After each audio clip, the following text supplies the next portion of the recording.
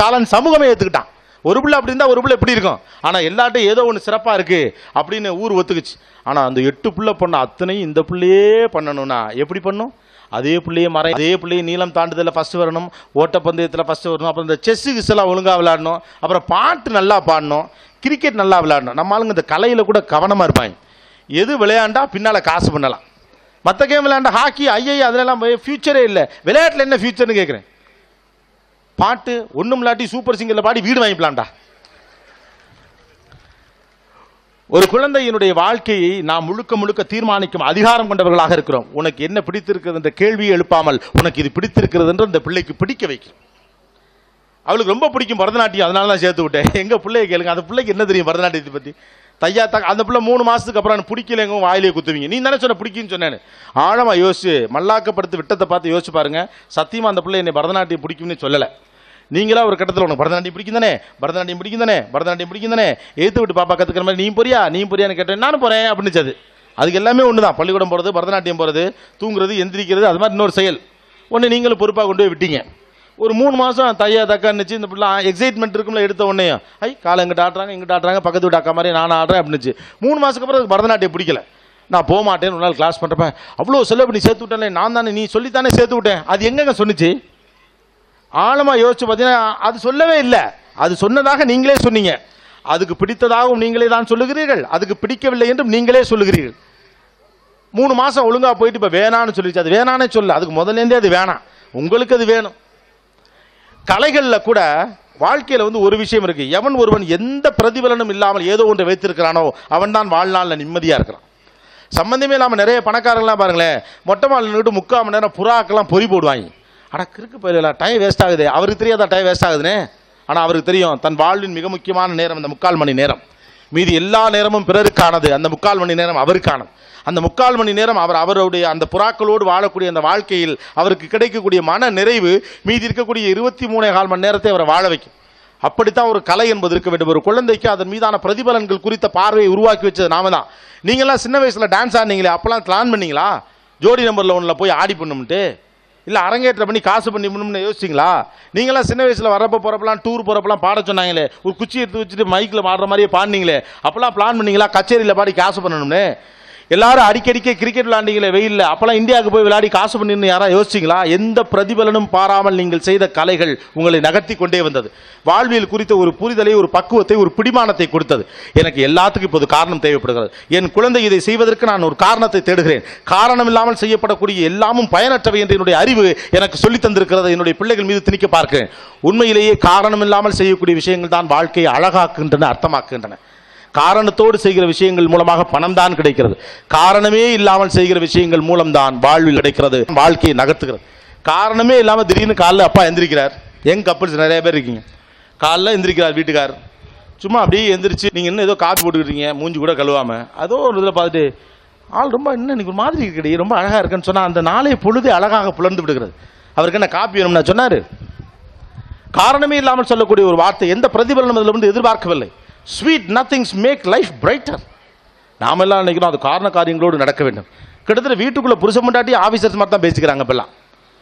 இவங்க ஒரு படி படிச்சிருக்காங்க, அவங்க ஒரு படி படிச்சிருக்காங்க, 2 பேரும் இந்திய பொருளாதாரம். அந்த காரணம் நீங்கள் நல்லி வச்சுங்க, அதெல்லாம் கவலைப்படுறதுக்குலாம் ஆள் இருக்கு. அர்த்தமற்ற பேச்சுக்களை பேச வேண்டுங்கிற எண்ணமே இல்லை. நம்முடைய பாட்டியில் அர்த்தமே இல்லாமல் தான் ஜாலியாக பேசிருந்துச்சு, சந்தோஷமா இருந்துச்சு. 90 வயசு வரைக்கும் கொள்ளுப்பேத்தி வரைக்கும் கல்யாணம் பண்ணி கொடுத்துட்டு சொல்லிக்கிட்டே இருங்க நம்ம பழைய பாட்டிலாம். என் மகனுக்கு ஒரு கல்யாணத்தை பண்ணி வச்சுட்டேன்னா நல்லபடியாக கண்ணை மூடுவேன் அப்படின்னு சொல்லு. அந்த மகன் கல்யாணம் பண்ணி அந்த மகனுக்கு ஒரு மகன் பிறப்பான். அதுக்கு முன்னால் சொல்லுவாங்க, ஒரு பேரப்பிள்ளையை கண்ணில் பார்த்துட்டேன்னா நிம்மதியாக கண்ணை மூடுவேன் அப்படிம்பாங்க. பேரப்பிள்ளையும் பிறந்துடுவான். இவனை பள்ளியோடம் கிள்ளியோட அனுப்புறது, அவன் கண்ணார அவன் பொக்க தூக்கிட்டு ஓடுறதை பார்த்துட்டேன்னா நிம்மதியாக போய் தருவேன், கடவுளே கூப்பிட்டுக்க அப்படிம்பாங்க. அவன் ஸ்கூலுக்குலாம் போயிட்டு வருவான். அப்புறம் அவன் ஒரு பிள்ளையை லவ் பண்ணுவான். அதுக்கும் அந்த பாட்டி தான் ஹெல்ப் பண்ணும். பண்ணி அவன் கல்யாணம் பண்ணுவான். அந்த கல்யாணத்தை சபையிலன்னு நிறக்க செய்வாங்க.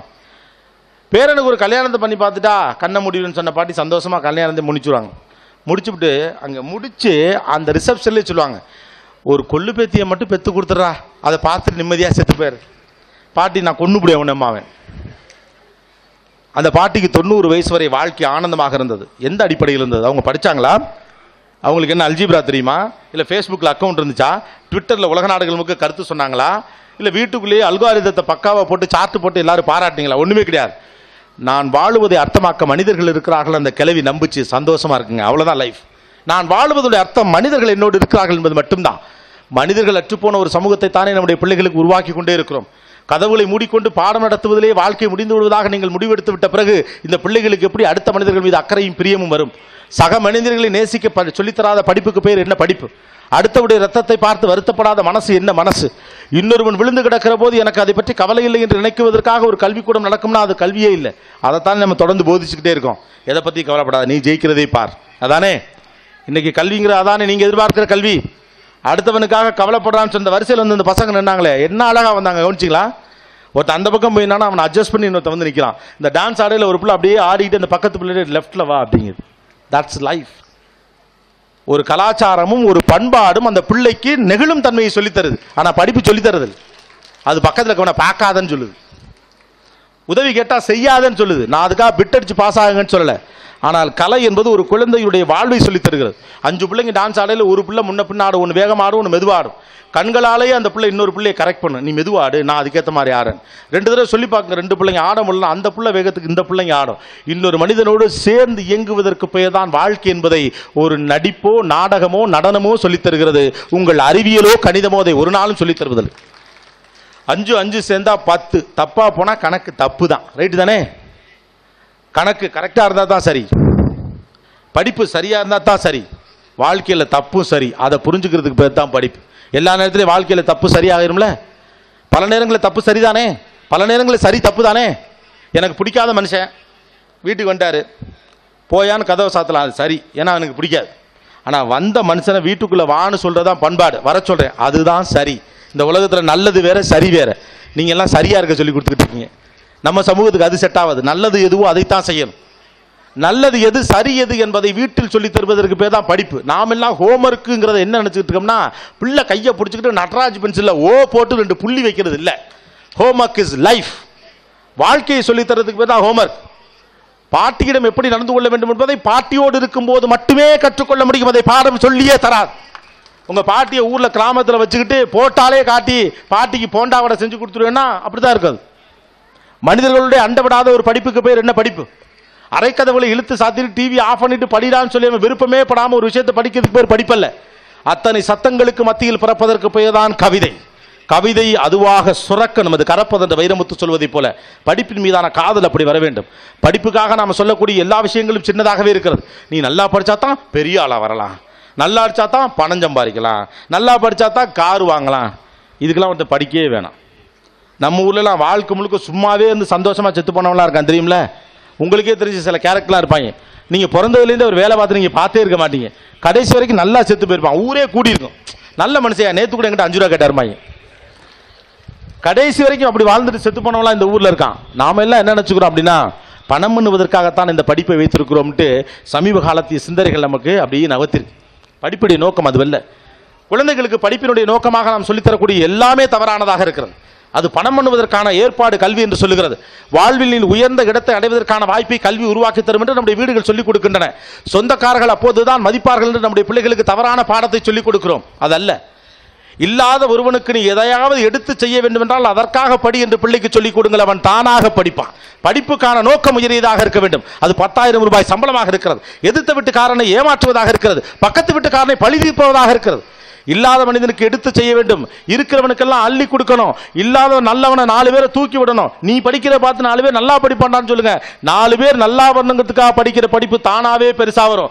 4 பேரை அடிச்சு சாக்கணுங்கிறதுக்கான படிப்பு தானாவே தோத்து போயிடும். நாம சொல்லிக் கொடுக்குற படிப்புலாம் 4 பேர் அடிச்சு சாக்கிறதா இல்லனே? நம்முடைய வீடுகள் ஒரே ஒரு கேள்விப்பட்டு நான் கேட்கிறேன், எத்தனை வீடுகள் சின்ன வயசுலேயே பிள்ளைகளுக்கெல்லாம் ஏபிசிடி சொல்லிக் கொடுக்குது? 5 வயசுல ஏபிசிடி தெரிஞ்சா போதுங்கிறாங்க. 5 வயசுல ஏபிசிடி தெரிஞ்சா போதுங்கிறாங்க. 5 வயசுல இப்பெல்லாம் இப்போ நம்ம பிள்ளைங்க நம்ம பேர், அப்பா பேர், ஏத்த வீட்டு பேர், சொந்தக்காரங்க பேர், சொத்து பத்திரத்தில் இருக்க எல்லார் பேரும் எழுதுறாங்க. எத்தனையோ வீடுகள் இந்த அவங்க கூட கேட்டாங்களே பிள்ளைகளுக்கு அறிவு சொல்லி தரது தேவையா இல்லையான்னு, இவங்களுக்கு தெரிஞ்சு எல்லாத்தையும் சொல்லிக்கிட்டு இருக்காங்க. எத்தனையோ வீடுகள் வேக வேகமாக ஆங்கிலம் சொல்லித் தருகின்றன. எத்தனையோ வீடுகள் வேக வேகமாக என்னென்னமோ கிளாஸ்லாம் சொல்லித் தராங்க. பரதநாட்டியம் சொல்லித் தருகின்றன, சின்ன வயதிலே மியூசிக் சொல்லித் தருகின்றன. இன்றைக்கி அதெல்லாம் தேவைதான், இல்லைன்னு சொல்ல. ஒரு குழந்தை நீங்கள் பழைய மாதிரி வீட்டுக்குள்ளே வச்சுக்க முடியாது. இன்றைக்கி அவங்களை எங்கேஜ் பண்ணி ஆகணும். வீடுகள் நியூக்ளியர் ஃபேமிலிஸாக மாறிடுச்சு. ஸோ குழந்தைகளுக்கு விளையாடுவதற்கான ஒரு இடமாக அவைகள் மாற்றப்படணும். பள்ளிக்கூடங்களே குழந்தைகள் விளையாடுவதற்கான இடம் தான். முதல்ல அதை நம்ம ஒத்துக்கணும். பள்ளிக்கூடங்களே விளையாடுவதற்கான இடம் தான். இந்த மாதிரி இங்கெல்லாம் பார்த்து அந்த விளையாட்டு அடிப்படையிலான கல்வி முறைகள்லாம் உள்ள எனக்கு கூட்டு போய் காட்டினாங்க. பார்த்தேன், யாராவது வந்து பார்த்துட்டு என்ன பிள்ளை இங்கே படிக்க அனுப்புனா விளையாட வர்றாங்க அப்படின்னா ஒன்றுமே புரியாது. விளையாட்டை விட மிகப்பெரிய படிப்பு இந்த உலகத்திலே கிடையாது. கடைசி வரைக்கும் விளையாட்டு தான் படிப்பு. விளையாட்டு தான் கோஆர்டினேஷன் சொல்லி தருது. விளையாட்டு தான் அடுத்தவனுக்காக விட்டு கொடுக்கணும்னு சொல்லி தருது. விளையாட்டு தான் நான் தோத்தாலும் இன்னொருத்தனை தோக்க விடக்கூடாதுன்னு சொல்லி தருது. வாழ்க்கையில் லைஃப்பில் எப்பொழுதுமே அப்படி தான். சின்ன பிள்ளைங்க ஓட்டப்பந்தயத்தை நீங்கள் பாருங்களேன், சின்ன வயசில் விளையாடல ஓடிக்கிட்டே இருக்கல, பக்கத்தில் வர ஃப்ரெண்டு பத்தத்துலாம் வர்றானான்னு அவனையும் தட்டி கொடுத்துக்கிட்டே தான் ஓடுவான். அவனுக்கு தோக்குறது ஜெயிக்கிறதெல்லாம் பிரச்சனையே கிடையாது. என் கூட ஒருத்தன் ஓடுறான் பாருங்க, அவனை பற்றி நான் கவலை பண்ணுங்கிறதான். இந்த முன்னால் தான் அம்மா கண்டுட்டு கமான் கமான் கமான்னு இந்த வண்டலூர் ஜூவில் சிங்கத்தை கூப்பிட்ற மாதிரியே கூப்பிடுறது. வெறித்தனமா வந்துரு வந்துரு வந்துரு வந்துரு வந்துரு வந்து என்ன பண்ண போகிறான்? ஃபர்ஸ்ட் ப்ரைஸ் வாங்கிட்டான் அதானே. இப்போ கூட இந்த ப்ரைஸ் கொடுக்குறப்ப சா கோபிநாத் கொடுப்பாரு, ஃபோட்டோ எடுத்து வீட்டில் மாற்றலாம் நினச்சா கடைசியில் வந்தார், அதானே நினைப்பு இல்லை? நான் நிறைய பெரியவங்க இருக்கையில் பெரியவங்க கீழே வரணும். நம்ம ஊர்கள் அந்த அடிப்படை பண்புகளே மாறி போயிடுச்சு. நான் வந்தபோது இங்கே நிறைய பெரியவங்க இல்லை, நான் வந்த பிறகு நிறைய பெரியவங்க வந்தாங்க. அந்த பெரியவர்கள் கையிலிருந்து கிடைக்கிற போது கிடைக்கக்கூடிய ஆசீர்வாதம் தான் பலமானதே அன்றி பிரபலமானவன் கையிலிருந்து கிடைக்கக்கூடிய ஃபோட்டோ அல்ல. இதுதான் வாழ்க்கையுடைய பண்பாடு, இதுதான் வாழ்க்கையுடைய அடிப்படை பண்பு. ஆனால் நமக்கு என்ன, கோபிநாத் வந்தாப்புல கொடுத்து கன்னத்தை தட்டி கொடுத்தாப்புல அந்த சாட்டு தான் அது. இதில் என்ன வாழ்க்கையில் ஒரு குழந்தையை ஒரு போட்டியாளனாக மாற்றுவதற்கு பெயர் படிப்பல்ல. ஒரு குழந்தையை சக மனிதனை நேசிப்பதற்கான மனிதத்தோடு வளர்ப்பதற்கு பெயர் மட்டும்தான் படிப்பு. எத்தனை வீடுகள் இவ்வளவு சொல்லித்தருது. 5 வயசு பிள்ளைக்கு என்னென்ன தேவையோ அதெல்லாத்தையும் சொல்லித்தரதா நினச்சிக்கிட்டு என்னென்னமோ சொல்லித்தர இத்தனை வீடுகளில் எத்தனை வீடுகள் பொய் சொல்லக்கூடாது என்று சொல்லி தந்திருக்கிறது. எத்தனை வீடுகள் பொறாமைப்படாது என்று சொல்லி கொடுத்திருக்கிறது. எத்தனை வீடுகள் வயதான மனிதர்கள் யாரை பார்த்தாலும் நீ உதவி செய்ய வேண்டும் என்று சொல்லி தந்திருக்கிறது. எத்தனை வீடுகள் அடுத்தவனுடைய வாழ்க்கையை பார்த்து சங்கடப்படக்கூடாதான்னு சொல்லி கொடுத்துருக்கா? நம்ம வீடுகள்லாம் சொல்கிறோமா? எப்போ போய் சொல்கிறோன்னு சொல்லட்டுமா? நம்ம வீட்டுக்குள்ளே ஏதாவது ஒன்று நடக்கல அவன் பொய் சொல்லக்கூடாதுன்னு சொல்கிறோம். அடிப்படையிலேயே பொய் சொல்லக்கூடாது என்பது தானே வாழ்க்கை. நாம் அப்படி பிள்ளைகளை வளர்த்துருந்தா 10ஆம் கிளாஸில் எப்படி பொய் சொல்லுதுங்க பாருங்க. நம்ம பிள்ளைங்கள்லாம் யோசிச்சு பாருங்க. படிச்சுட்டியா? படிக்கலை. ஏன்னா அவனுக்கு தெரிஞ்சு போயிருமா. 7ஆம் கிளாஸ்லேயே வந்துடுது அந்த பழக்கம். படித்தேன்னு சொல்லாத, இருக்கிறது அடுத்தவன்கிட்ட சொல்லாத, பொறாமப்படாத, பொய் சொல்லாத, அடுத்தவனுக்காக நீ ஒரு நாள் இது பண்ணாத, மற்றவனை நேசிங்கிறது தானே வாழ்வுடைய பண்பு. இதைத்தானே பாடமாக ரொம்ப காலமாக சொல்லி கொடுத்துட்டு இருந்தானுங்க. இது எல்லாத்தையும் சிலபஸில் நீக்கிட்டு எப்படியா ஜெயிச்சிரு, எவனை வேணாலும் ஏறி மிதி, யாரை வேணாலும் கொள்ளு, வெற்றியே வாழ்வின் சாஸ்வதம் என்று சொல்லிக் கொடுப்பதற்கு பேர் எப்படி கல்வியாக இருக்க முடியும்? அது ஒரு தற்காலிக தீர்வை தரலாம். ஒன்னே மட்டும்தான் உண்மை, என்னுடைய கல்வியும் என்னுடைய அறிவும் அடுத்தவனுக்கு பயன்படவில்லை என்றால் என் கல்வியால் எந்த பயனும் இல்லை என்று ஒரு பிள்ளை முடிவெடுக்கணும். அந்த முடிவை பெற்றோர்கள் வழியாக நடத்தணும். உங்கள் பிள்ளைகளுக்கு நீங்கள் சொல்லித்தர வேண்டிய ஒன்றே ஒன்றுதான், இந்த கல்வி எத்தனை பேருக்கு பயன்படும் தெரியுமான்னு சொல்லுங்க. அவன் முடிச்சிருவான் வேலையை, அவ்வளவுதான். அவன் கல்விக்கான நோக்கத்தையும் குறுக்கணும். நம்ம தாய்மாமனுக்கு பதில் சொல்றதுக்காக படிக்கணுமா என்ன? யாரோ ஒரு சொந்தக்காரன் ப்ரூவ் பண்றதுக்காக படிக்கணுமா என்ன? பார் என் பிள்ளை இப்படி படிச்சிருச்சுன்னு ஊர்ல 4 பேர் எவனோ பிடிக்காதவனுக்கு சொல்றதுக்காக சொல்லணுமா என்ன? திருமண பிள்ளையாருக்கு தேங்காய் உடைக்கிறதுக்காக படிப்பு இல்லை. அங்க தேங்காய் பொறுக்கிறதே வாழ்க்கையாக காலம் முழுக்க ஓடிக்கொண்டு இருக்கவனை கை தூக்கி விடுறதுக்கு தான் படிப்பு. இன்னொருவனை தூக்கி விடுவதற்கு துணை போகும் என்றால் அந்த கல்வியான் பயன் இருக்கிறது. ஆனா அந்த பயனோடு தான் நம்முடைய பிள்ளைகள் படிக்கிறாங்களா? அவங்களுக்கு என்ன மோட்டிவேஷன் ஃபேக்டர்? இன்னைக்கு கல்விதான் ஒரு மிகப்பெரிய ஒரு டிஸ்கிரிமினேஷனை கிரியேட் பண்ணி வச்சிருக்கு. என் அளவில் யாரோடு பொருளாதார ரீதியாக தொடர்பு இருக்கிறதோ அவர்கள் வீட்டு பிள்ளைகளோடு தான் என் பிள்ளைகள் பழக வேண்டும் என்று நானே முடிவெடுக்கிறேன். படித்த பணக்கார விட்டு பிள்ளைகள், ஏழை பிள்ளைகள்னு ஒரு விஷயம் சொன்னாரே, நாம் எல்லாம் எப்படி நட்பு வட்டாரத்தை உருவாக்குறோம்? என் அளவுக்கு பொருளாதாரம் யாரிடம் இருக்கிறதோ அவர்களோடு மட்டுமே என்னுடைய பிள்ளை பழக வேண்டும் என்று அனுமதிக்கிறோம். என் அளவுக்கு படித்த சமூகம் என்று நான் ஒரு நட்பு வட்டத்தை உருவாக்கிக் கொள்கிறேன். அந்த வட்டத்திற்குள் தான் என்னுடைய பிள்ளையும் இருக்க வேண்டும் என்று நானே நினைக்கிறேன். ஒரு விஷயம், இன்றைக்கும் பிரச்சனைகளை சந்திப்பதற்கான துணிச்சல் எங்கிருந்து வந்தது உங்களுக்கு என்று கேள்வி எழுப்பி பாருங்கள். வாழ்க்கையில் உயர்ந்த இடத்தையும் தாழ்வான இடத்தையும் சரிசமமாக பார்ப்பதற்கு ஓரளவு பக்குவப்பட்டு உங்கள் மனநிலை இன்று இருப்பதற்கு என்ன காரணம் என்று ஆழமாக யோசித்து பாருங்கள். ஒரு நாளைக்கு மிகப்பெரிய பணமும் ஒரு நாளைக்கு அந்த அளவுக்கு பணம் இல்லாத போதும் கூட மனது வருத்தப்படாத அளவுக்கு ஓரளவுக்கேனும் நீங்கள் பக்குவப்பட்டிருப்பதற்கு ஒரே ஒரு காரணம் தான் இருக்கிறது. காரணம், நீங்கள் எல்லா மனிதரோடும் பழகி வந்தீர்கள். வாழ்விலே மிகப்பெரிய பயிற்சி அதுதான். ஒரு கட்டத்தில் நீங்கள் துவண்டு கிடந்த போது உங்களை விட துவண்டு கிடக்கக்கூடிய ஒரு நண்பன் உங்களுக்கு தோழனாக இருந்தான். அவனை பார்த்து இவனுடைய வாழ்க்கையோடு ஒப்பிட்டு பார்க்கிற போது நான் நன்றாக இருக்கிறேன் என்று நீங்களாக ஒரு முடிவுக்கு வரக்கூடிய வாய்ப்பு நீங்கள் 7 வயதில் இருந்தபோது உங்களுக்கு இருந்தது. உங்களை விட நன்றாக வளர்ந்த ஒருவன் உங்களை அவன் வீட்டுக்குள் அனுமதித்த போது இவனை போன்ற இடத்திற்கு நானும் வர வேண்டும், இந்த நண்பனை போல நானும் உயர வேண்டும், இவங்க மாதிரி அவங்க அம்மா அப்பாவை நானும் வச்சு பார்த்துக்கணுங்கிற ஒரு மோட்டிவேஷன் அவனுக்கு கிடைச்சிச்சு. காரணம், இன்னொரு பணக்கார வீட்டு பையனோடு பழகுவதற்கான வாய்ப்பு உங்களுக்கு கிடைத்தது. இல்லாதவன் வீட்டு பிள்ளையோடும் இருக்கிறவன் வீட்டு பிள்ளையோடும் தேவை வீட்டு பிள்ளையோடும் தேவையில்லாத வீட்டு பிள்ளையோடும் எல்லாரோடும் பழகிய அந்த அனுபவம் தான் வாழ்வினுடைய ஏற்ற இறக்கங்களை புரிந்து கொள்ளக்கூடிய மனப்பக்குவத்தை உங்கள் எல்லோருக்கும் தந்திருக்கிறது. அப்படிப்பட்ட அற்புதமான ஒரு வாய்ப்பை நம்முடைய பிள்ளைகளுக்கு படிப்பின் பேரால் தடுத்து விட்டது எந்த வகையில் நியாயம்?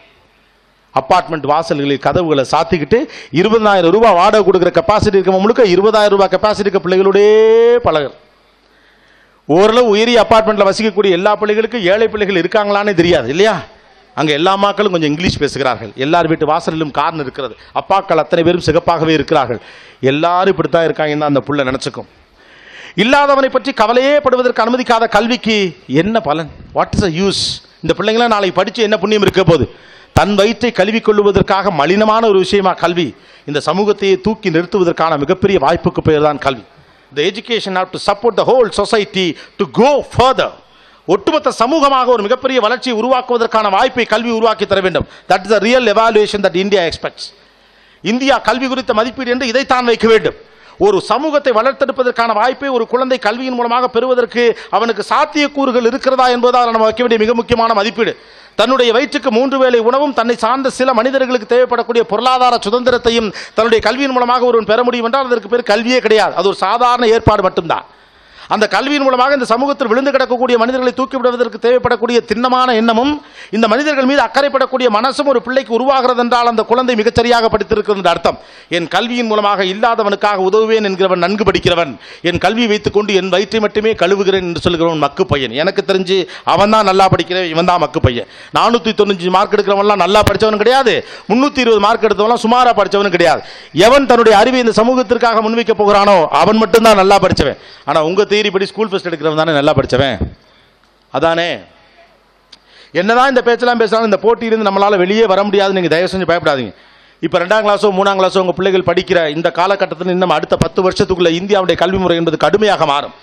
எப்படி நிறைய மனமாற்றங்கள் நமக்குள் ஏற்பட்டிருக்கிறதோ அதற்கேற்றபடியாக பள்ளி கல்வி முறையிலிருந்து கல்லூரி கல்வியிலிருந்து அத்தனை முறைகளும் மாறுகிற நாள் வெகு தூரத்தில் இல்லை.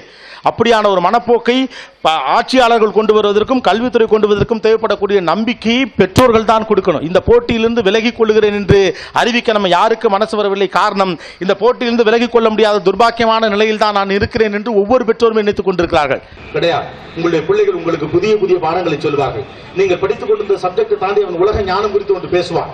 அவன் பார்வையிலிருந்து பார்க்கிற போது அவன் என்ன பேசுகிறான் என்று குழம்பி தவித்து ஒரு காலகட்டத்திலே அவன் எடுக்கிற முடிவு சரி என்ற இடத்திற்கு இந்த அத்தனை கூட்டமும் வந்து சேரும். நீங்களும் நானும் சூழ்நிலை கைதி என்பது உண்மைதான். ஆனாலும் குறைந்தபட்சம் அது குறித்த கேள்விகளை எழுப்புகிறோம் என்பதே எனக்கு சந்தோஷமாக இருக்கிறது. நம்முடைய பதில்களிலேயே நம்முடைய கேள்விகளிலேயே நம்முடைய பதில்கள் ஒளிந்து கிடக்கின்றன. அற்புதமான இந்த குழந்தைகளுடைய கற்பனை திறனை தட்டி எழுப்ப நம்மளால என்ன முடியுமோ அதை செய்வோம். செவரு முழுக்க கிறுக்கிறான்னு சொல்லக்கூடிய அப்பாவுக்கு ஓவியத்தின் பலன் தெரிவதே இல்லை. அதற்குள்ளே ஒரு ஓவியம் ஒளிந்திருக்கிறது. ஒரு நாள் உங்கள் குழந்தையிடம் கேட்டு பாருங்கள்.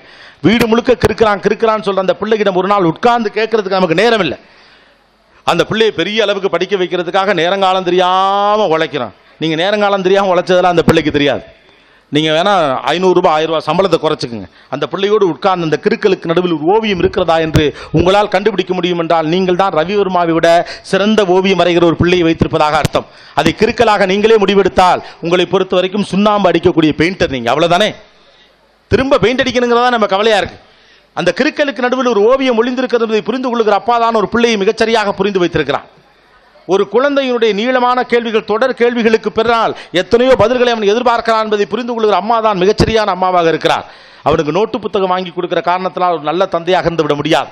அவன் கேட்கிற பொருட்களை எல்லாம் வாங்கி கொடுக்கிற காரணத்தினால் நீங்கள் மிகச்சிறந்த தந்தையாக இருந்து விட முடியாது. அது உங்களுடைய பொருளாதார சுதந்திரம் உங்களுக்கு கொடுத்த வாய்ப்பு. உண்மையிலேயே சொல்லப்போனா தன்னுடைய உணவில் ஒருவேளை உணவை ஒதுக்கி வைத்து விட்டு உங்களுக்கு ஸ்கூல் ஃபீஸ் கட்டின உங்க அப்பாவுடைய தியாகத்துக்கு முன்னால நம்ம தியாகம்லாம் ஒண்ணுமே கிடையாது. நம்மெல்லாம் கொஞ்சம் வளர்ந்த பொருளாதாரம் மிக்க இந்தியாவில் தான் வாழ்ந்து கொண்டிருக்கிறோம். அந்த பொருளாதாரம் தான், அந்த கல்வி தான் நம்மளை நகர்த்து நம்முடைய பிள்ளைகளை இன்னமும் பெரிய ஆளாக்கிடணும். கவலைப்படாதீங்க. அவனை சந்தோஷமான பிள்ளையாக வளருங்கள் போதும். அந்த சந்தோஷத்தையும் அதனுடைய ஆனந்தத்தையும் ஒரு குழந்தை உணரும் என்றால் அந்த சந்தோஷம் எவ்வளவு வலிமையானதை உணர்ந்துட்டான்னா இந்த சந்தோஷம் எல்லாருக்கும் கிடைக்குன்னு அவன் நினைப்பான். அந்த சந்தோஷத்தை எல்லாருக்கும் கிடைக்கணும்னு நினைக்கிறவன் அதுக்கான வேலையை தானாவே பார்ப்பான். ஒரு குழந்தை சந்தோஷமாக வாழ அனுமதிப்பதுதான் கல்வியில் நாம் மிக முக்கியமாக கொடுக்க வேண்டிய முதல் விஷயம். ஆயிரம் கற்பனைகளை தனக்குள்ளே வைத்திருக்கக்கூடிய ஒரு குழந்தையின் அற்புதத்தை புரிந்து கொள்வதற்கான வாய்ப்பு நமக்கு கல்வியின் வழியாக கிடைக்க வேண்டும். நான் ஒரு கதை அடிக்கடி சொல்வேன், என் வாழ்வில் நான் பார்த்த ஒரு கதை, அதை சொல்லணும்னு ஆசைப்படுறேங்க. மறுபடியும் என்னுடைய ஃப்ரெண்டோட குழந்தை ஒரு பொண்ணு, அவளுக்கு யூகேஜி அட்மிஷன் வாங்குறதுக்காக ஒரு பெரிய பள்ளிக்கூடத்துக்கு சென்னைக்கு போயிருந்தேன். அங்கே நம்மளை கூட்டி போனால் சீட்டு கிடைக்குங்கிறதுக்காக ரெக்கமெண்டேஷன் லெவலில் கூட்டு போயிருந்தாங்க. ரொம்ப ஸ்மார்ட்டான ஒரு குழந்தை. அவளை கூட்டி நானும் நிறைய முறை பைக்கிலலாம் போவேன். போகிறப்பெல்லாம் ஏதோ பேசிகிட்டே வருவா. எனக்கு அந்த 2 ரவுண்டு முடியணும். அவள் கோட்டா 2 ரவுண்டு என்னை கூட்டிகிட்டு போன்னு சொல்ல, அந்த 2 ரவுண்டு நான் போகிறதுக்குள்ளே எத்தனையோ விஷயங்கள் அவள் சொல்லுவாள். மட்டும் நான் சொல்லிக்கிட்டே இருப்பேன் ஒரு கான்ஸ்டன்ட் கேப்பில். ஏன்னா நம்ம அறிவாளி, அவள் சொல்கிறது எப்படி கேட்க முடியும்? அதனால் நம்ம கேட்டது கிடையாது. நம்ம எல்லாருமே அப்படி தான் நினைக்கிறோம். அந்த பள்ளிக்கூடத்துக்கு நாங்கள் யூகேஜி அட்மிஷனுக்கு போயிருந்தப்போ ஒரு நீண்ட பாரம்பரிய மிகச்சிறந்த பள்ளிக்கூடம். அந்த பள்ளிக்கூடத்துடைய தலைமை ஆசிரியர் அந்த குழந்தை இன்டர்வியூ பண்ணுற மாதிரி வந்திருந்தாங்க. வந்துட்டு அவங்கள பொறுத்த வரைக்கும் என்ன ஒரு தலைமை ஆசிரியர் அப்படிங்கிறப்போ அவங்க இடத்துலேருந்து அவங்க பார்க்குறாங்க, ஒரு குழந்தை என்பது பெரிய அளவுக்கு எதுவும் தெரியாதவரை தான் நம்ம எல்லாருமே பார்க்குறோம். அவங்கள அப்படி தான் பார்த்தாங்க. பார்த்துட்டு அவன் பேர் என்னம்மா அப்படின்னு கேட்டாங்க. ரொம்ப எனக்கே படப்படன்னு இருந்துச்சு அந்த டீச்சரை பார்க்குறப்ப. ரொம்ப ஸ்ட்ரிக்டான ஒரு டீச்சர். உன் பேர் என்னமானோடனே அந்த குழந்தை பேரை சொன்னிச்சு. ஏதாவது சொல்லுமா அப்படின்னாங்க. உடனே அந்த குழந்தை சொன்னா, I know many things, what you want அப்படின்னா. மொதல் கேள்விக்கே பல்பு. எனக்கு நிறைய தெரியும், உங்களுக்கு என்ன வேணும்னு சொல்லுங்க. உடனே தூக்கி வாரி போட்டுச்சு அந்த அம்மா. எனக்கு தான் தூக்கி வாரி போட்டுச்சு. ஏன்னா நம்ம ஊரை பொறுத்த வரைக்கும் டீச்சர் கேட்டால் சொல்லணும், திரும்பலாம் கேட்கக்கூடாது இல்லையா? திரும்ப கேட்டால் அவன் பேர் அடங்காப்படாது. அப்பா சொல்கிறது அப்படியே கேட்டால் அவன் அருமையான பிள்ளை. ஆனால் டிவி விளம்பரத்தில் வர எல்லா பிள்ளையும் எதிர்த்து தான் கேள்வி கேட்குது. அதை மட்டும் பார்க்கல பிடிக்குது, இது ஏன் பிடிக்கலன்னு தெரியல.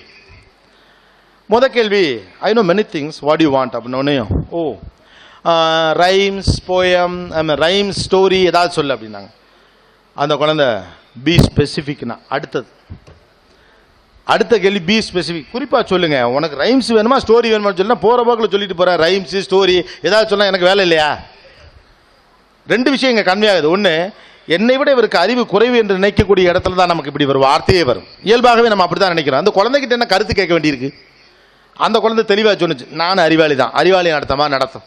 பி ஸ்பெசிஃபிக்னு ஒன்று நான் நினச்சேன், இந்த பிள்ளைக்கு மட்டும் இல்லை நம்ம தலைமுறையில் எந்த பிள்ளைக்குமே இந்த ஸ்கூலில் சீட்டு கொடுக்க மாட்டாங்க. And then I C tell me a story அப்படின்னோடனே குழந்தை உடனே ஓகே நான் சொல்கிறேன் அப்படின்னு தான் சொல்லணும் இல்லையா? அதான் ரூல். அப்படின்னா தான் நல்ல குழந்தை. அவள் சொன்னா, நான் படித்த கதையை சொல்லட்டுமா எழுதின கதையை சொல்லட்டுமா அப்படின்னா. அவங்களுக்கு ஆச்சரியமாயிடுச்சு, என்ன எழுதின கதையா? சின்ன குழந்தை யூகேஜி வரவளுக்கு என்ன எழுத தெரியும்? அவள் ஏதோ எழுதுனதா சொல்கிறா. உடனே அவங்க சொன்னாங்க, ஓ நீ கதையெல்லாம் கூட எழுதுவியா அப்படின்னாங்க. உடனே நார்மல் குழந்தை என்ன பண்ணோம், நார்மலாக ஒரு குழந்தைன்னா அதான் எதிர்பார்க்கணும். என்னது, அம்மாம்மா நான் எழுதுவேன் அப்படின்னா சொன்னால் நல்ல குழந்தை நமக்கு. அவள் ரொம்ப சிம்பிளாக ஒன்று கேட்டா, ஒய் நாட், ஏன் நான் கதை எழுதக்கூடாது, நீ தான் கதை எழுதணுமா அப்படிங்கிற மாதிரி. ஒய் நாட் அப்படின்ன உடனே அவங்களுக்கு கோவம் வந்துச்சு. என்ன எப்படி பேசுகிறான்ட்டு ஒரு கட்டத்தில் சரி இவளை மடக்கணுங்கிற இடத்துக்கு வந்துட்டாங்க. எங்கேயாவது ஒரு சிறு குழந்தை என்ற மனநிலை மாற ஆரம்பிச்சிச்சு. Okay tell me the story அப்படின்னோடனே நானும் பயங்கர ஆர்வத்தோடு இருந்தேன். ஏன்னா பெரிய பில்டப்லாம் நடந்து ஒரு ஸ்டோரி ஓப்பன் பண்ணுறான். ராவணன் கிட்னாப்டு சீதா அப்படின்னா இந்த ராமாயண கதை சொல்ல தான் இவ்வளோ பில்டப்பா, சீட்டு கன்ஃபார்மாக இல்லைன்னு நினச்சி. ராவணன் கிட்னாப்டு சீதா அப்படின்னோடனே அவங்களுக்கு சொரத்தை குறைஞ்சி போச்சு. ஏமா இந்த கதையை சொல்கிறதுக்கா இவ்வளோ சொன்ன நினச்சிக்கிட்டு அப்படின்னாங்க. Then Raman requested Hanuman to safeguard Sita from Ravan. அதுக்கப்புறம் ராமன் ஹனுமன்ட்ட ரெக்வஸ்ட் பண்ணார், சீதாவை பத்திரமா கூட்டிகிட்டு வந்துடுங்க அப்படின்னு சொல்லிட்டு. உடனே இவங்க ஜாலியாக கேட்டாங்க, why Raman have to request, I can order Hanuman. ஏன்னா ஹனுமனுக்கு உத்தரவே போடலாம், சும்மா நான் அவரையும் போய் ரெக்வஸ்ட் பண்ண உடனே அவள் சூப்பராக சொன்னா, ராமனுக்கு தானே ப்ராப்ளம் அப்படின்னா. அப்போ ஒரு விஷயம் தெளிவாக சொல்லிட்டா, பிரச்சனை இருந்தால் நீ ரெக்வஸ்ட் தான் பண்ணு, ஆர்டர் போடக்கூடாது. பிரச்சனை இருக்குன்னா ரெக்வஸ்ட் பண்ணு. அதுக்குள்ள ஒரு பண்பை இவள் வைத்திருக்கிறாள். அந்த கதைக்கு பின்னால் ஒரு பண்பு இருக்கிறது. ஒரு குழந்தை அதை அப்படித்தான் பார்க்குது. ராமனுக்கு தானே problem, then he has to request அப்படின்னா. ஓ அப்படின்னாங்க. ஒரு ஸ்டெப்பு பேக் அடிச்சிட்டாங்க இப்போ teacher. Then what happen, then Hanuman called his friend spider man அப்படின்னா. கதையோட ஃபர்ஸ்ட் ட்விஸ்டர் தான். ஃபர்ஸ்ட் ட்விஸ்ட் என்னது, ஹனுமன் கால்ட் ஸ்பைடர் மேன். அந்த டீச்சருக்கு டகால்னு, ராமாயணத்தில் ஸ்பைடர் மேன் எங்கேருந்து வந்தான் ஆஹா அப்படின்ட்டு. How come spider man for what அப்படின்னாங்க. எதுக்காக ஸ்பைடர் மேன் அப்படின்னோடனே, there are lot of mountains between India and Sri Lanka. நிறைய மலை இருக்குது, ஸ்ரீலங்காவுக்கும் இந்தியாவுக்குள்ள நிறைய மலைகள் இருக்கிறது. Spiderman comes, that will be very helpful. Spiderman வந்தால் ரொம்ப யூஸ்ஃபுல்லாக இருக்கும் அப்படின்னு என்ன பண்ணாங்க, ஆரம்பத்தில் வெறும் குழந்தையாக அவளை பார்த்தவங்க இப்போ போட்டி போட ஆரம்பிச்சிட்டாங்க. இவங்க கேட்டாங்க, எதுக்கு ஸ்பைடர்மேனு, அதான் ஹனுமனே பறப்பாரு அப்படின்னாங்க. இப்போ எங்கே ஆயிடுச்சு, போட்டி வந்துருச்சு ரெண்டு பேருக்கும். 2 டீச்சர் பேசுகிற மாதிரி இருக்கு. இப்போ ஹனுமனே பறப்பாரு அப்படின்னோடனே அதுக்கு ஒரு பாயிண்ட் வச்சுருந்தான். Yes Hanuman flies but used to fly very slow. Moreover he has Sanjeevi mountain on his hand அப்படின்னு. ஹனுமன் பறப்பார் தான், ஆனால் நான் பார்த்துருக்கேன் அவர் மெதுவாக தான் பறப்பார். பத்தாவதுக்கு சஞ்சீவி மலையை வேற கையில் வச்சிருக்காரு. ஏதோ கார்ட்டூன் பார்த்துருக்கா, ஹனுமன் பறக்கிறப்ப மெதுவாக தான் காட்டுவாங்க. ஸ்பைடர்மேன் சர்ன்னு காட்டுவாங்க, ஹனுமன் மெதுவாக தான் காட்டுவாங்க. நானும் யோசிச்சு பார்த்தேன், ஆமாம் ஏபிடி பால்சர் சீரிஸில் கூட ஹனுமன் படம் இருக்குது, கையில் சஞ்சீவி மலை இருக்குது. ஓ அதனால தான் அவர் ஸ்பைடர்மேனை கூப்பிட்டாரு. ஸ்பைடர்மேன் நூல் போடுவார், டக்குன்னு போயிடலாம் அப்படின்னோடனே. Then what happen? Spiderman and Hanuman went to Sri Lanka and fought with Ravana and they safeguarded rescued Sita from Ravanan. ராவணனிடமிருந்து சீதாவை ஹனுமனும் ஸ்பைடர்மேனும் ஸ்ரீலங்காவுக்கு போய் சண்டை போட்டு காப்பாற்றிட்டாங்க. Oh god, very good. Then அப்படின்னோடனே Sita thanked Hanuman and Spiderman அப்படின்னா. சீதா உடனே நன்றி சொன்னாங்களாம். உடனே இவங்க ஏதோ சொல்ல வந்தவங்க டக்குன்னு நிறுத்திட்டாங்க. கரெக்டு தான், யாராவது காப்பாற்றினா நன்றி சொல்லணும் இல்லையா? நம்ம ஊரில் தான் அதிகாரம் அடைச்சோம், எதுவுமே சொல்ல வேண்டாமே, ஓகே அப்படிங்கலாம். அதிகாரம் இல்லாதவன் தான் எல்லாத்தையும் செய்யணும். Then Sita was discussing something with Harsh in Sri Lanka அப்படின்னா. சீதா ஹர்ஷுங்கிற ஒருத்தரை சந்திச்சு அப்புறமா அங்கே பேசிட்டு இருந்தாங்கன்னா இவங்களுக்கு ரொம்ப குழப்பமாயிருச்சு. எனக்கும் குழப்பமாயிருச்சு. இது வரைக்கும் ஸ்பைடர்மேனை தெரியும், ஓகே நியாயம். இந்த ஹர்ஷ் யாரு? ஒன்று இவங்க கேட்டாங்க, who is this Harsh, how come he is in to this story அப்படின்னு கேட்டாங்க. இந்த ஹர்ஷ் யாரு, அவன் எப்படி இந்த கதைக்குள்ளே வந்தான் அப்படின்னோடனே அவள் அச்சா பாருங்க ஒரு அடி, இது ஏன் கதை, இதில் யார் வேணாலும் வருவாங்க. சிம்பிள், அது அவ கதை, அதில் யார் வேணாலும் வருவாங்க. ஸ்பைடர்மேன் வந்தார்ல, கடைசியில் கேட்டால் ஹர்ஷின்னு உண்மையாகவே அவளுக்கு ஒரு ஃப்ரெண்டு இருக்காப்ல எல்கேஜியில், அவர் இவங்களும் ஃப்ரெண்டான். அவர் ஸ்ரீலங்காவுக்கு போயிருக்காப்புல அந்த டைம், இந்த இன்டர்வியூ நடக்கிற டயத்தில் அவங்க ஸ்ரீலங்காவுக்கு போயிருக்காங்க டூர். ஓ ஐசி அப்படின்னாங்க. தென் வாட் ஹேப்பன்? இப்போ கியூரியஸ் ஆகிடுச்சு, அடுத்து கதையோட ட்விஸ்ட் என்னன்னு தெரியலையே. ஸ்பைடர்மேன் வந்துட்டாப்ல, ஹர்ஷ் வந்துட்டாப்ல, அடுத்து யார் character? Then Sita, Hanuman, Spider-Man were discussing about something and Sita, not Spider-Man, called his friend Hulk அப்படின்னா. ஹல்க்னு ஒரு கதாபாத்திரம் தெரியுமா, ஸ்ட்ராங்காக உயரமாக இருக்கும். எனக்கு அப்போ ஹல்க்னு யாரும் தெரியாது, பக்கத்துலாம் கேட்டேன் ஹல்க்னு ஒன்று. ஒய் ஹல்க் அப்படின்னாங்க. இப்போல்லாம் கிராஸ் கொஸ்டின்லாம் வந்து ரொம்ப ஆர்வமாக கேட்டாங்க. நீ தப்பு பண்ணுங்கிற இன்டென்ஷனில் கேட்காம ஆர்வமாகவே இந்த அம்மா கேட்டாங்க, ஒய் ஹல்க் அப்படின்னாங்க. அதுக்கு அவர் ரொம்ப லாஜிக்கலான ஒரு ரெக்க சொன்னான். வரையில் ஸ்பைடர்மேனும் ஹனுமனும் இருந்தாங்க, வந்துட்டாங்க. இப்போ சீதாவை யார் தூக்கிட்டு போவா? அதுக்கு தான் ஹல்க். அதான் ஹனுமன் தூக்கலாமே, அவர் கையில் தான் சஞ்சீவி மலை இருக்கே. Then Hanuman, Sita, Spiderman and Hulk reach Chennai வந்துட்டாங்க. சென்னை வந்து வேளச்சேரி பஸ் ஸ்டாண்டுக்கிட்ட வந்துட்டாங்களாம். கதை வந்து வேளச்சேரி பஸ் ஸ்டாண்டுக்கு வந்துச்சு. வந்த பிறகு வழி மறந்து போச்சு, எப்படி வீட்டுக்கு போகிறதுன்னு தெரில. Immediately, Sita got an idea and took her cell phone, called her friend Dora. டோரான்னு ஒரு கதாபாத்திரம், அந்த வழி கண்டுபிடிக்கிற ஒரு கதாபாத்திரமா. அந்த கதாபாத்திரத்தை ஃபோன் பண்ணி டோரா வர்றாங்க. டோரா வந்து இவங்களை எல்லாத்தையும் கூட்டிகிட்டு, கதையோட எக்ஸ்ட்ராடினரி கிளைமேக்ஸ் எரிமையாக தான் இருக்குது. இவங்க 4 பேரையும் கூட்டிகிட்டு நம்பர் 25 வீனஸ் காலனியில் கொண்டு போய் சீதா விட்டுட்டாங்களாம். உடனே இவங்க கேட்டாங்க, ஏமா நம்பர் 25 வீனஸ் காலனி அப்படின்னோடனே, அதுதான் என் வீடு, நான் தான் சீதா அப்படின்னா. கைத்தட்டுற அப்பா மாரே அம்மா மாரே, உங்கள் வாழ்க்கையில் இப்படி ஒரு கதையை உங்களால் எழுத முடியுமா? நீங்கள் எழுத முடியும். எழுதுனா அந்த புக்கு விற்குமான்னு தெரியாதே அப்படின்னு யோசிப்போம் நம்ம இல்லையா? எல்லாவற்றுக்கும் பிரதிபலனை ஒரு வயதுக்கு பிறகு மூளை எதிர்பார்க்கிறது. எந்த பிரதிபலனையும் எதிர்பாராமல் தன்னுடைய கற்பனை குதிரையை கட்டவிழ்த்து அற்புதமான 1000 விஷயங்களை அப்படியே விளையாடுகிறது ஒரு குழந்தையுடைய மனசு. அதை குழந்தையின் மனசாகவே இருக்க விடுங்கள், அது போதுமானது. அந்த குழந்தைக்கு எது தேவை என்பது அதுவே கேட்கும். நீங்கள் என்ன சொல்லி தரீங்க, அதுவே 1000 சந்தேகங்களை கேட்கும். நம்ம ஊரில் என்ன நடக்குது தெரியுமா? அது கேட்காத போது 1000 விஷயங்களை சொல்லி கொடுத்துட்டு அது கேட்கிற போது எனர்ஜி இல்லாமல் வாய மூடுங்கிறோம். உங்களுக்கு எப்பொழுது நேரம் இருக்கிறதோ அப்போது ஒரு குழந்தை கிரகித்துக் கொள்ள வேண்டும் நினைப்பது மாபாதகம், தவறது. அந்த குழந்தைக்கு எப்பொழுது தேவையோ அப்போது சொல்வதற்கான வசதி உங்களுக்கு இருக்கும் என்றால் செய்யுங்கள். இல்லைன்னா விடுங்க, அது 100 கேள்வி கேட்டுரும். நீங்கள் என்ன ஒரு கேள்வி நடத்துவீங்க? ஒரு பைக்கை சுற்றி இன்னமும் உங்கள் குழந்தை கேள்வி கேட்டுக்கிட்டே இருக்கா இல்லையா? மிஞ்சி போனால் நீங்கள் 2 கேள்வி தான் கேட்டுப்பீங்க. இது எவ்வளோ பெட்ரோல் கொடுக்கும், ரீசேல் வேல்யூ இருக்கா இல்லையா, உங்கள் அப்பா வீட்டில் அதை வாங்கி தருவாங்களா, அவ்வளோதான். ரைட்டு தானே? இன்னமும் ஒவ்வொரு முறையும் அந்த பைக்கு கிட்ட போகிறப்ப உங்கள் குழந்தை எத்தனை கேள்வி இன்னமும் கேட்டுக்கிட்டே இருக்கா? அந்த கேள்விக்கு உங்களால் பதில் சொல்கிறதுக்கே உங்களுக்கு ஆயுசு பத்தாது. நீங்கள் ஒன்றும் அள்ளிலாம் திணிக்க வேண்டிய அவசியமே இல்லை. நீங்கள் திணிக்கிற எல்லாவற்றுக்கு பின்னால் பிரதிபலன் என்று ஒன்று இருக்கிறது. இதை செய்தால் மார்க்கு கிடைக்குங்கிற பிரதிபலன் இருக்கு. இதை செய்தால் நாளைக்கு அறிவாளி என்று ஊர் சொல்லும் என்ற பிரதிபலன் இருக்கு. இதை செய்தால் நாளைக்கு 7ஆம் கிளாஸில் வசதியாக படிக்கலாம்னு ஏதோ ஒன்று இருக்கிறது. இந்த பிரதிபலன்கள் இல்லாமல் வாழுகிற வயசு என்று ஒன்று இருக்கிறது. நீங்கள் விரும்பினாலும் விரும்பாவிட்டாலும் இந்த சமூகத்தினுடைய நெருக்கடிகளும் சுமைகளும் இந்த குழந்தைகளின் முதுகிலும் தலையிலும் ஏறத்தான் போகிறது. அந்த காலம் வருவரைக்கேனும் அவர்கள் குழந்தைகளாகவே இருக்கட்டும்.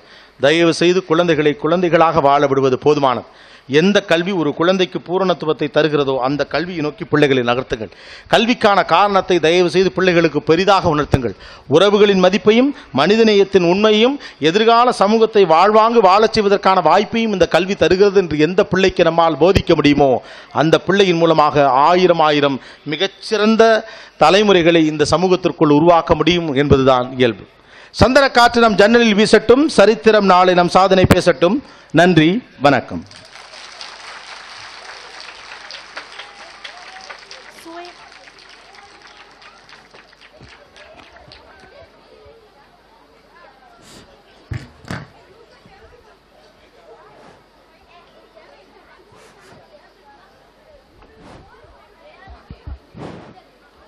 சுவையான நவீன ராமாயணத்தை